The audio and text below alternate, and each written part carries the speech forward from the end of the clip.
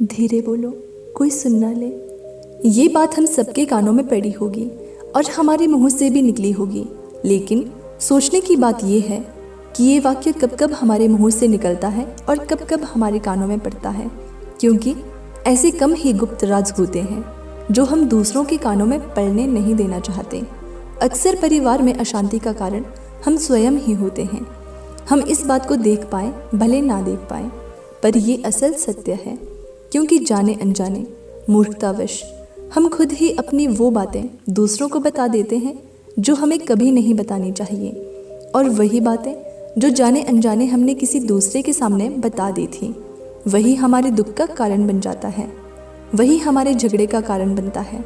और फिर बाद में हमें पछतावा होता है कि मुझे ये बात किसी को बतानी नहीं चाहिए थी, मेरी ही गलती है कि मैंने जाने अनजाने ये बात सभी को बता दी। इसलिए आज की जो कहानी मैं आपको सुनाने वाली हूँ, उसे सुनने के बाद आपको 7 ऐसी बातें पता चलेगी जो आपको कभी किसी को नहीं बतानी।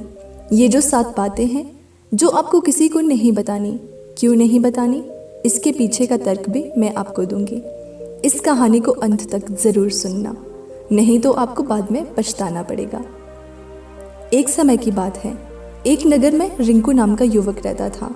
वो युवक बहुत गरीब था। उसके पास 2 वक्त की दाल रोटी भी बड़ी मुश्किल से उसको नसीब होती थी। किसी काम की तलाश में दिन रात खोज करने पर भी उसे कोई काम नहीं मिल रहा था। फिर एक दिन उसने अपनी पत्नी के सामने अपनी सारी समस्याएं बता दी। उसने अपनी पत्नी को कहा कि मैं जिस जगह भी काम मांगने के लिए जाता हूँ तो हर कोई मुझे ये कहकर काम नहीं देता कि हमारे यहाँ काम की ज़रूरत नहीं है। मैं काम की तलाश कर करके थक चुका हूँ। मुझे समझ नहीं आता कि मैं तुम लोगों का पेट कैसे भर लूँगा, अपने बच्चों को कैसे बोलूँगा, और ये चिंता मुझे दिन रात खाई जा रही है। ये सुनकर उसकी पत्नी ने कुछ सोच कर कहा कि तुम एक धनी के पास एक बार ही काम मांगने के लिए जाते हो, और जब वो काम नहीं देता तो तुम दोबारा उसके पास जाते तक नहीं। अगर तुम्हें उनसे काम लेना है तो तुम्हें हमदर्दी जतानी होगी, तुम्हें उनसे हमदर्दी हासिल करनी होगी, अपनी गरीबी दिखानी होगी, ताकि वो लोग तुम्हारी मजबूरी समझकर तुम्हें काम पर रख ले। इसलिए शर्म मत करो, उन्हें अपनी मजबूरी बताओ, अपनी गरीबी बताओ, और इसी उपाय से तुम काम पा सकते हो। ये बात रिंकू के मस्तिष्क में बैठ गई और अगले दिन काम मांगने के लिए वो उसी सेठ के पास जा पहुंचा जहां पर वो पिछले दिन काम मांगने के लिए गया था। लेकिन इस बार उसने हाथ जोड़कर उस सेठ से प्रार्थना करते हुए कहा कि आपसे विनती है कि मैं बहुत गरीब हूँ, मुझे काम की बहुत आवश्यकता है। आप जो कुछ भी मुझे देंगे उसमें संतुष्ट हो जाऊँगा, पर कृपा करके मुझे अपने यहाँ काम पर रख लें। उसकी ये हालत देखकर सेठ ने उसे अपने यहाँ काम पर रख लिया। वो रोज़ वहाँ पर काम पर जाने लगा। अंदर ही अंदर वो खुश तो था कि उसे काम तो मिला, लेकिन उसका वेतन दूसरे लोगों से कम मिलता था। वही काम जो दूसरे लोग कर रहे थे उन्हें ज़्यादा वेतन मिल रहा था और उसे कम वेतन मिल रहा था। जब इस बारे में उसने अपने सेठ से कहा तो सेठ ने कहा कि देखो भाई, तुम्हें काम की ज़रूरत है, मैंने तुम्हें काम दिया, मेरा धन्यवाद करने की बजाय तुम मुझसे शिकायत कर रहे हो। रिंकू वहीं पर चुप हो गया। बात कहीं ना कहीं सत्य थी। सेठ ने तो उससे उसकी मजबूरी के हिसाब से काम दिया था और इसलिए वो उसे अपने अनुसार ही वेतन देता था। लेकिन धीरे धीरे उसने ये बात अपने सगे संबंधियों और अपने दोस्तों को भी बताना शुरू कर दिया कि उसका सेठ कैसा आदमी है और उसे कितना वेतन देता है।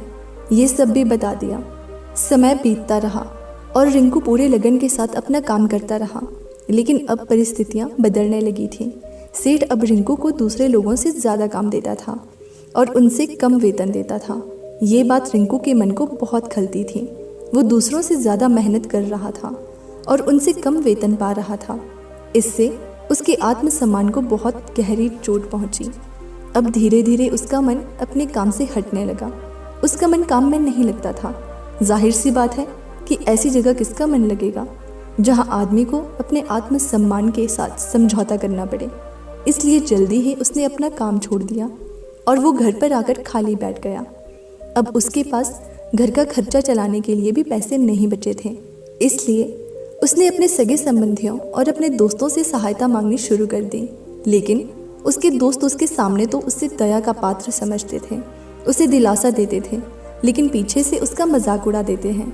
वो कहते हैं कि कितना बेवकूफ़ है, सेठ ने इतना काम लिया और बेचारों को पैसे भी नहीं दिए। अरे हम इसको पैसे दे दें तो ये कल हमारा भी पैसा वापस कर पाएगा। इसकी ऐसी हालत है, काम तो इसके पास कुछ है नहीं, पैसा कहाँ से ला कर देगा। और इसी वजह से रिंकू की हालत दिन ब दिन खराब होती जा रही थी। अब वो दिन रात तनाव में रहने लगा। वही दोस्त, वही सगे संबंधी जो उसके अपने होने का दिखावा करते थे, वो उसे दया का पात्र समझ रहे थे। उन्हें उसके ऊपर दया और तरस आ रहा था। सब लोग आकर उसे ज्ञान तो बहुत दे देते हैं, लेकिन कोई सहायता नहीं करता था। और अक्सर ऐसा ही होता है, ज्ञान देने वाले तो बहुत मिलते हैं, लेकिन मदद करने वाले, उंगली पकड़कर हाथ पकड़कर आगे चलाने वाले कितने लोग मिलते हैं। कुछ दिन बाद पता चला कि पड़ोस के गांव में एक बौद्ध भिक्षु आए हैं जो बहुत ही ज्ञानी है। रिंकू इतना तनाव में था कि उसे कोई रास्ता नजर नहीं आ रहा था, इसलिए जाने अनजाने वो बौद्ध भिक्षु के पास पहुंच जाता है। वहां पहुंचकर वो सीधे ही उनके पैरों पर गिरकर रोने लग जाता है। वो रोते रोते उन्हें अपनी सारी परिस्थिति बताता है कि किस तरह उसके सेठ ने उसका फ़ायदा उठाया और उसके सगे संबंधी उसके साथ कैसा व्यवहार करते हैं। सारी बातें सुनकर बौद्ध भिक्षु ने उसे चुप कराते हुए कहा कि ये सारी समस्याएं तुम्हारी बुद्धिहीनता, तुम्हारी मूर्खता के कारण उत्पन्न हुई है। अगर तुम्हारे अंदर विवेक होता तो इनमें से एक भी समस्या तुम्हारे चित्त को दुखी नहीं कर सकती थी, लेकिन तुमने अपने अविवेक के कारण, अपनी मूर्खता के कारण खुद ही अपने रास्ते में कांटे बिछा दिए। आज मैं तुम्हें 7 ऐसी बातें बता रहा हूँ जो भूल कर भी किसी को मत बताना, और इन बातों का अनुसरण करते हुए तुम बाहर से मिलने वाले दुखों को दूर कर सकते हो जो बेवजह दुनिया की वजह से तुम्हारे अंदर पनपते हैं। पहली बात जो किसी को नहीं बतानी चाहिए वो है अपनी मजबूरी। अपनी मजबूरी का दिखावा करके दूसरों का दया पात्र बन के उनकी सहायता लेने की गलती कभी मत करना। हो सकता है कि आज वो तुम्हारी मजबूरी देखकर तुम्हारी सहायता कर दे, लेकिन कल वो तुम्हारा फ़ायदा उठाने से भी नहीं चूकेगा, और अगर फ़ायदा भी नहीं उठाया तो दूसरों के सामने तुम्हारा मजाक बनाने में वो आदमी कभी नहीं चूकेगा। इसलिए कभी भी अपनी मजबूरी का दिखावा मत करो। अगर घर में सूखी रोटी है तो वही खाकर सो जाओ, लेकिन दूसरों को इसके बारे में भनक तक नहीं लगनी चाहिए। ज़रा आप खुद सोचो, मजबूरी बताने का क्या प्रयोजन है। एक इंसान या तो दूसरे से सहानुभूति हासिल करना चाहता है या उनसे कोई आर्थिक मदद चाहता है, लेकिन अगर दोनों ही परिस्थितियां आप देखें तो दूसरा आदमी आपका फ़ायदा उठाने से नहीं चूकेगा, और अगर वो फ़ायदा नहीं भी उठाएगा तो वो अपनी नज़र में तो आपको मूर्ख समझेगा ही, बेवकूफ़ समझेगा, और दूसरों के सामने आपका मजाक ज़रूर बनाएगा। इसलिए अपनी मजबूरी के बारे में कभी किसी को मत बताना। दूसरी बात जो कभी किसी को नहीं बतानी चाहिए वो है अपने अतीत की गलतियाँ और भविष्य की रणनीतियाँ। ज़रा सोचो कि अगर हम अपने अतीत की गलतियाँ किसी दूसरे के सामने बताते हैं तो उसका क्या प्रभाव होगा। वो गलतियाँ ठीक तो नहीं की जा सकती ना, जाहिर है, तो उन्हें बताने का क्या प्रयोजन रह जाता है। आप अपने अंधेरे पक्ष को दुनिया के सामने बता रहे हो, खुद अपनी गलतियाँ दूसरों के सामने बता रहे हो। इससे उस आदमी की नज़र में आपका एक चरित्र घटित हो जाएगा और वो भविष्य में हमेशा आपको उसी नज़रिए से देखेगा। इसीलिए किसी भी आदमी की नज़र में अपना चरित्र घटित ना होने दो और सोचो कि आप साथ में अपने भविष्य की रणनीति आप दूसरों के सामने बता रहे हो। जो लोग आपके काम का है ही नहीं, उनके सामने अपने भविष्य की रणनीति, अपने डींगे हाँकने का क्या फ़ायदा। वो लोग आपकी सहायता तो नहीं करेंगे, लेकिन आपके भविष्य की रणनीतियों में बाधक ज़रूर बन सकते हैं। आप खुद अपने विवेक का इस्तेमाल करिए और सोचिए कि आपके साथ भी ऐसा हुआ है कि आपने अपने भविष्य की रणनीति किसी को बताई हो और वो कामयाब ही ना हुई हो। ज़रूर हुआ होगा, ज़रा गौर से सोचिए। तीसरी बात जो किसी को नहीं बतानी चाहिए वो है अपने घर की बातें। जो भी हमारे घर के आपस की बातें होती हैं, हमारे माँ बाप के साथ, हमारे पत्नी के साथ, बच्चों के साथ, वो बातें परिवार तक ही सीमित रहनी चाहिए। अगर आप इन बातों का दूसरों के सामने ढिंढोरा पीटते हो तो दूसरों को आपके घर में घुसने का मौका मिल जाता है और वो इसका फ़ायदा उठाने से कभी नहीं झुकेंगे। वो आपके परिवार के सदस्यों को आपसे दूर लेकर जाने की कोशिश करेंगे। अक्सर ऐसा होता है हम समाज में देखते हैं कि हम अपने घर के झगड़ों को कम करने के लिए उन झगड़ों को अपने पड़ोसियों और दूसरे सगे संबंधियों को बता देते हैं, लेकिन इससे आपको सहायता कभी नहीं मिली होगी, बल्कि आपके घर की लड़ाई झगड़े और ज़्यादा बढ़ गए होंगे, और ये जाहिर है वो बढ़ेंगे। अगर आप अपने माँ बाप की बात दूसरों को बताएंगे तो आपके माँ बाप को बुरा लगेगा कि हमारा बेटा हमसे बताए बगैर दूसरों को ये बातें बता रहा है।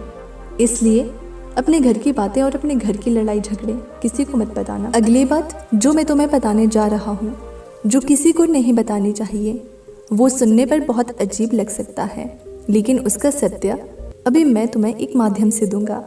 मैं कहता हूँ कि अपनी आमदनी किसी को मत बताना। अब अपनी आमदनी ना बताने के पीछे क्या प्रयोजन हो सकता है?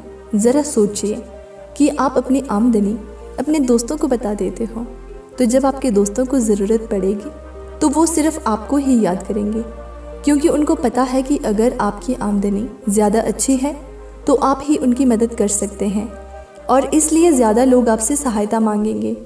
और जब आप उनकी सहायता नहीं करेंगे तो वो सोचेंगे कि इस आदमी के पास पैसे हैं, ये मेरी सहायता कर सकता है, लेकिन ये सहायता कर नहीं रहा है। आपकी आमदनी दोनों दोस्तों के बीच एक झगड़े का कारण हो सकती है। कम आमदनी होगी तो लोग मजाक उड़ाएंगे, और ज़्यादा होगी तो सहायता मांगेंगे, तो अपनी आमदनी बताने का कोई प्रयोजन नहीं है। अगली बात, उसे अपने गांठ बांध लेना और किसी को ये बात मत बताना। अपनी कमज़ोरियाँ और अपनी ताकत अक्सर इंसान को पता नहीं होती है कि उसकी कमज़ोरी या उसकी ताकत क्या है, लेकिन अगर आपको अपनी कमज़ोरी और अपनी ताकत पता है तो पहली बात तो आप बहुत ही बुद्धिमान आदमी हैं, और दूसरी बात कि आपको ये बातें किसी को साझा नहीं करनी है, क्योंकि अगर आपकी कमज़ोरी दूसरों को पता चल गई तो लोग आपकी कमज़ोरी का फ़ायदा उठाएंगे, और अगर आपकी ताकत पता चल गई तो वही ताकत आपकी कमज़ोरी बन जाएगी, क्योंकि वो ताकत दूसरे आदमी को पता है और वो ताकत की गांठ भी ढूंढ ही लेगा। अपनी कमज़ोरी और अपनी ताकत अपनी पत्नी या अपने पति को भी नहीं बतानी चाहिए, क्योंकि इसके बाद आपको घर में उनसे हमेशा दुबके रहना पड़ेगा।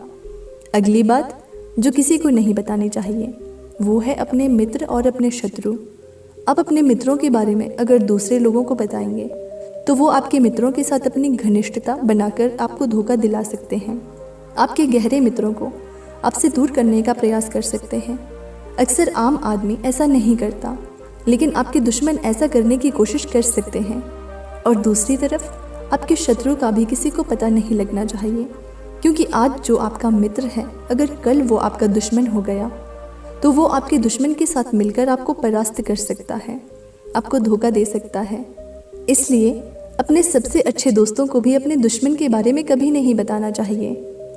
अगली और आखिरी बात कि जब तुम दान करते हो तो दान के बारे में भी किसी को मत बताना, नहीं तो दान करना व्यर्थ हो जाता है, बेकार हो जाता है। जब आप अपने दान का ढिंढोरा पीटते हो तो आप ये बता रहे हो कि मैं कितना बड़ा दानी पुरुष हूँ, और ये आपके अंदर एक अहंकार निर्मित करेगा। इसलिए दान गुप्त रूप से किया जाना चाहिए, उतना ही अच्छा होता है, उतना ही फलदायी होता है। जब आपका बायां हाथ दान कर रहा हो तो दाएं हाथ को बिना पता चले कि बायां हाथ दान कर रहा है। ये 7 बातें जो बौद्ध भिक्षु ने रिंकू को बताई, इनमें संसार के सभी सिद्धांत छिपे हुए हैं। इन बातों का अनुसरण करते हुए आप अपने घर में सुख शांति बना सकते हैं और घर के झगड़े हमेशा के लिए दूर कर सकते हैं। आप इन बातों के बारे में अपने विवेक से भी सोचिए तो आपको ये बातें सच मालूम पड़ेगी।